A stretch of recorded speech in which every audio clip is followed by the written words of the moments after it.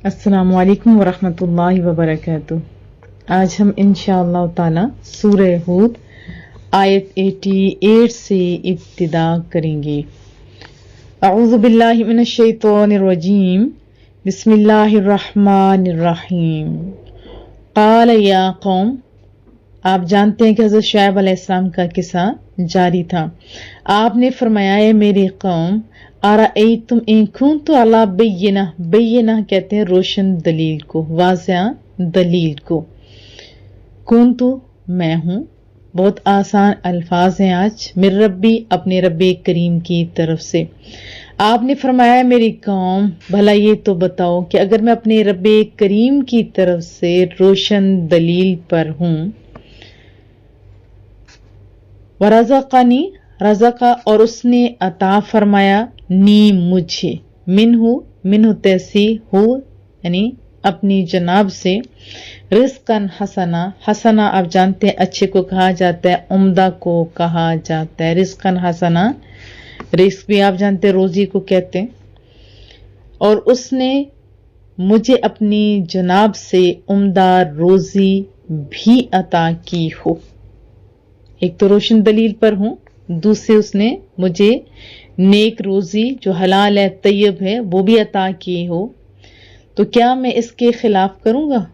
वो पूछने लगे कि वमा उरीदू, और मैं नहीं चाहता, अन उखालिफाकुम, उखालिफा मैं मुखालफत करूं, यानी अपोजिट हो जाऊं, कुम तुम्हारे, तुम सबके, इला इसमें मा अनहाकुम अनहा, अनहा नहीं रोकने को कहते हैं, कुम तुम्हारे, यानी का कुमाकुम, का माना होता है यू आप, कुम तुम सब। फरमाया, और मैं ये भी नहीं चाहता कि खुद तुम्हारे खिलाफ करने लगूं इस अमर में जिससे मैं तुम्हें रोकता हूं, यानी जो तुम्हें रोकता हूं मैं खुद कैसे कर सकता हूं। ये यहाँ पे बताया जा रहा है कि मैं नहीं चाहता जिस अमर से मैं तुम्हें मना करूं खुद उसको करने लगूं।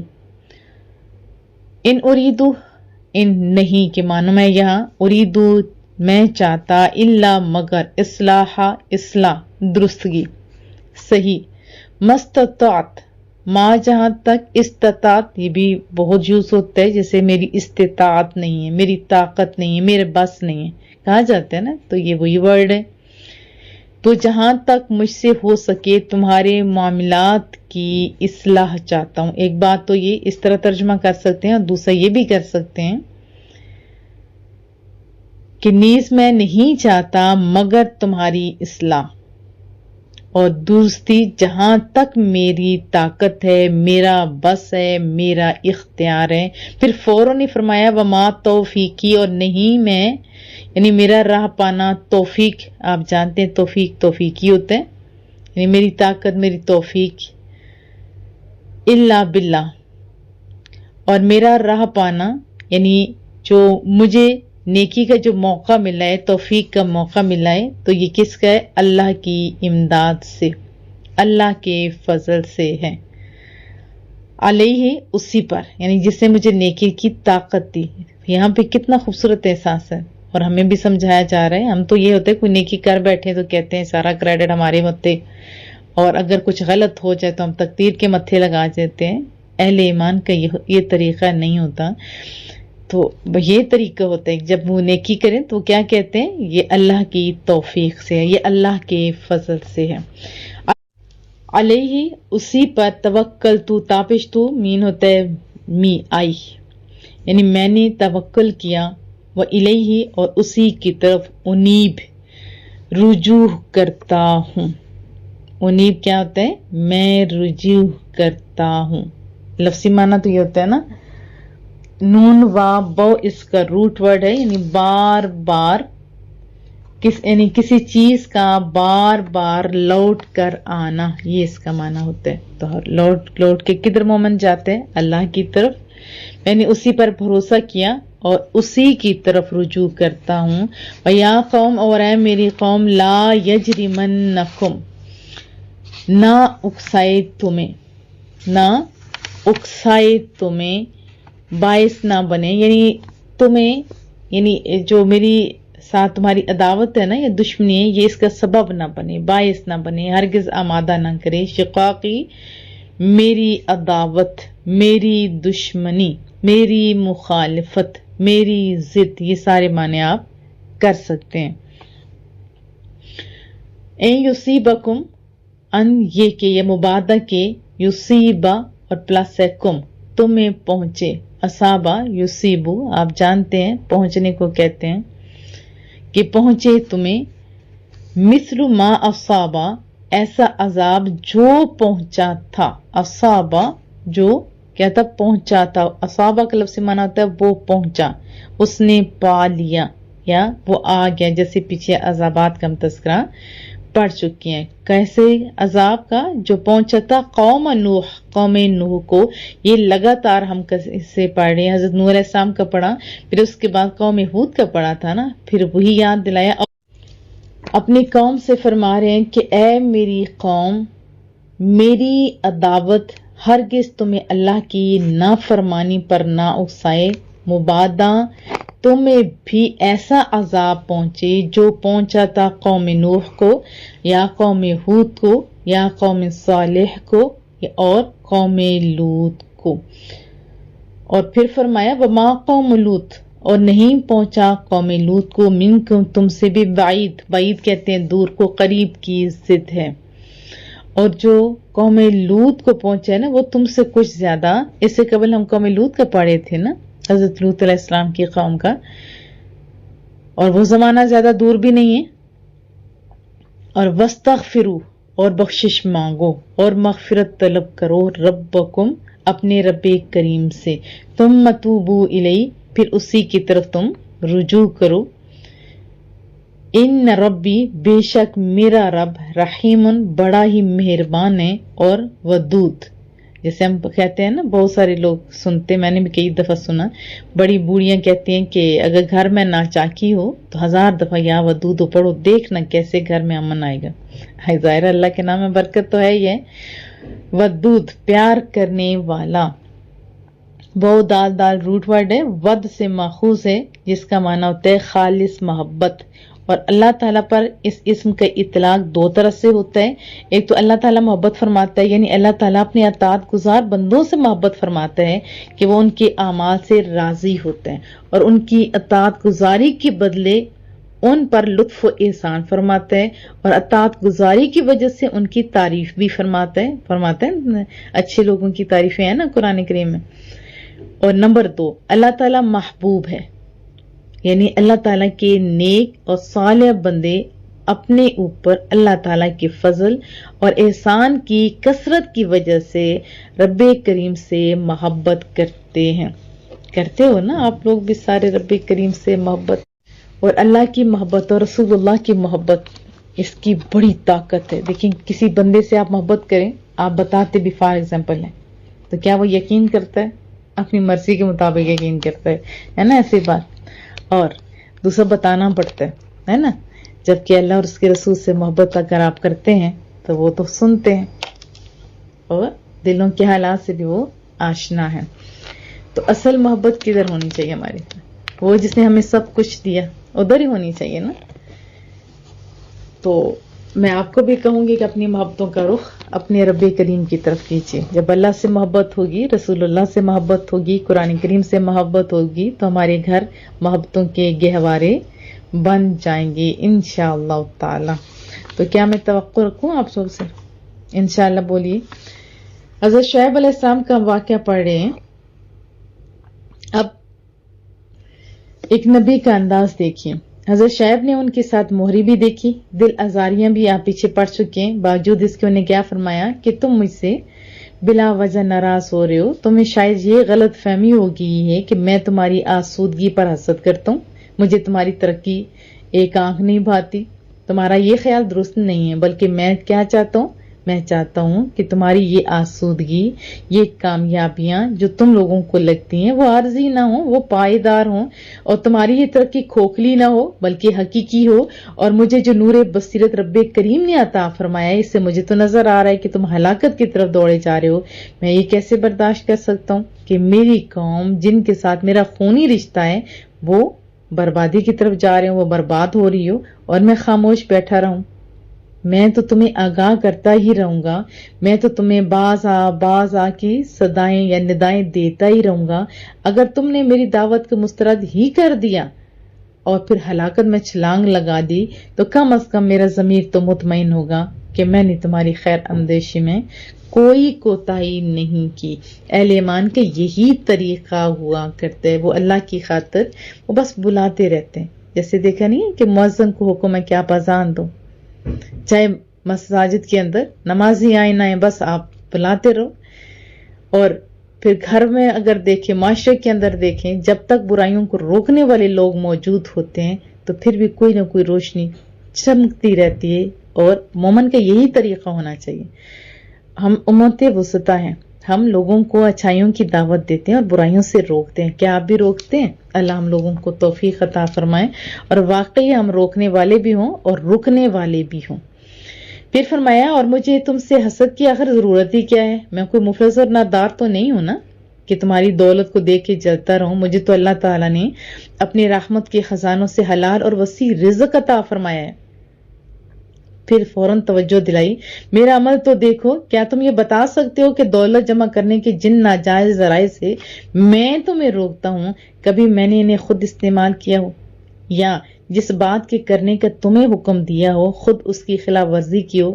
جب میرا عمل میرے قول کی تصدیق کر رہا ہے تو پھر تمہیں میری خیر خواہی پر شک نہیں کرنا چاہیے۔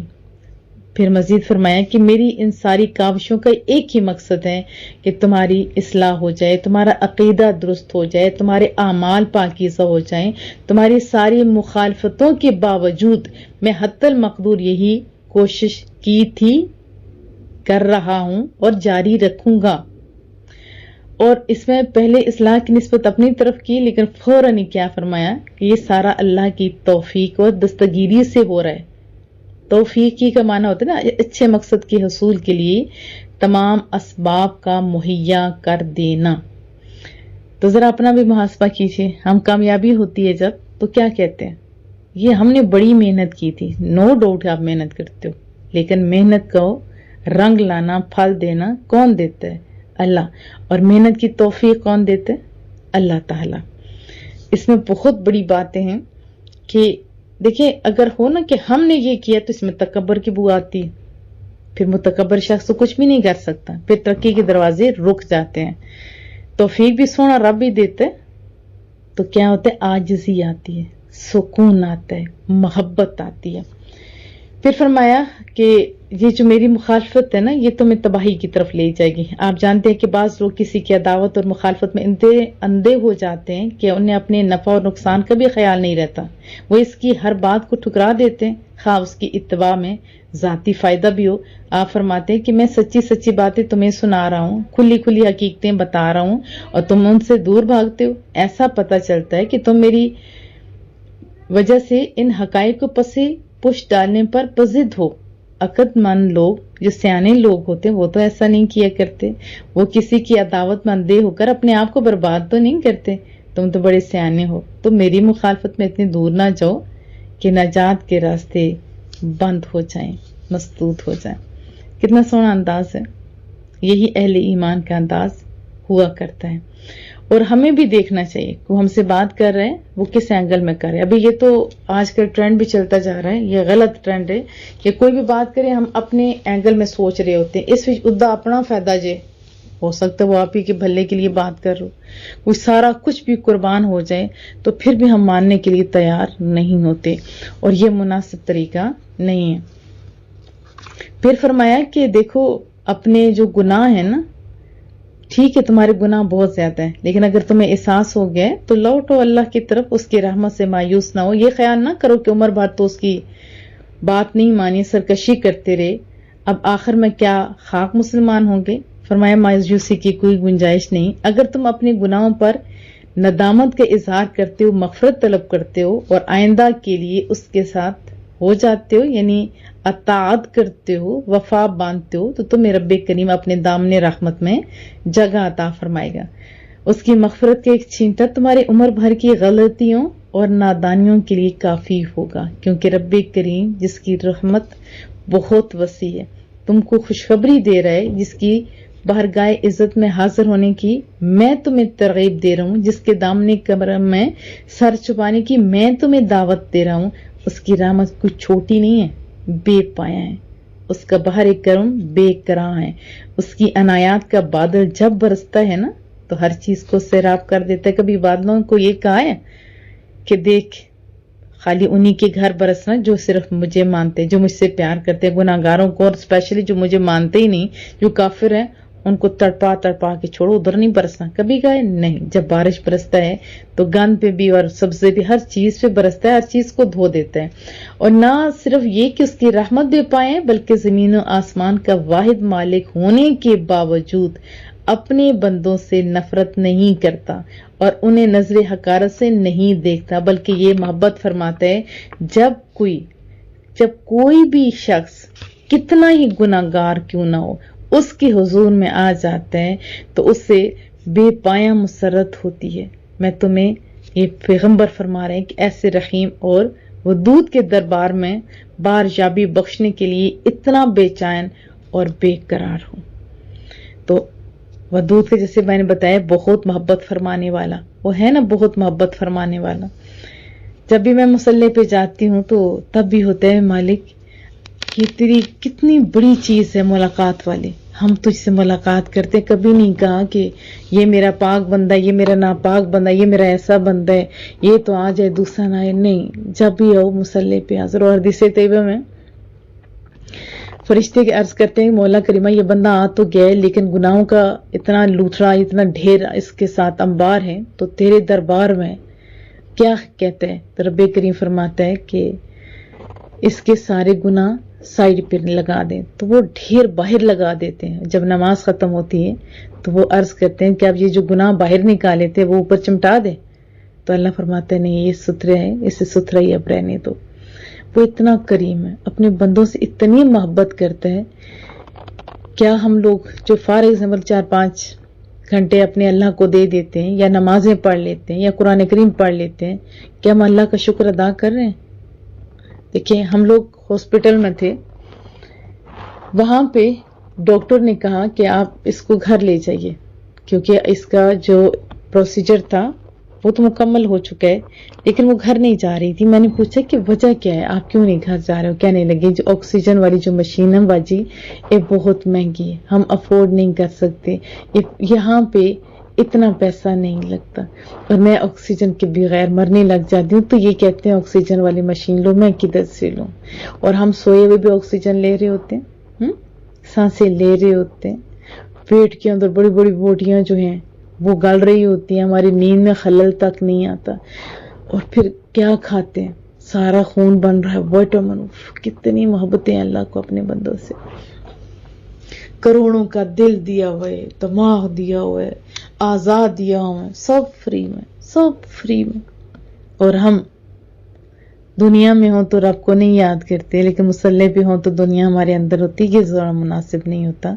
کریم رب سے دعا ہے مولا کریمہ جو تیرے دین کے کام کرتے ہیں تیری دی ہوئی توفیق سے ان کی تو غیبی امداد فرما، ان کی حفاظت فرما، ہمارے تمام اداروں کو عرش اور فرش پہ مقبول فرما اور کامیابیاں عطا فرما. ہمارے تمام بچوں کو، اساتذہ کرام کو، ہمارے معاونین کو، جو بھی لکھنے لکھانے والے، فارورڈ کرنے والے، ادارے میں جس لحاظ سے بھی معاونین ہیں، اے رب کریم سب کو بہت ساری کامیابیاں عطا فرما.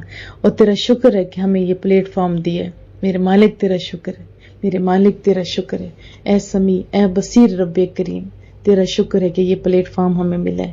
اے رب کریم ہماری ان کاوشوں کو قبول فرما جو تیری توفیق سے، اور ہماری نوکریوں کی حفاظت فرما. میرے مولا تو سدا ہم سب کو اپنا نوکر رکھ، تو سدا ہم سب سے راضی رہ.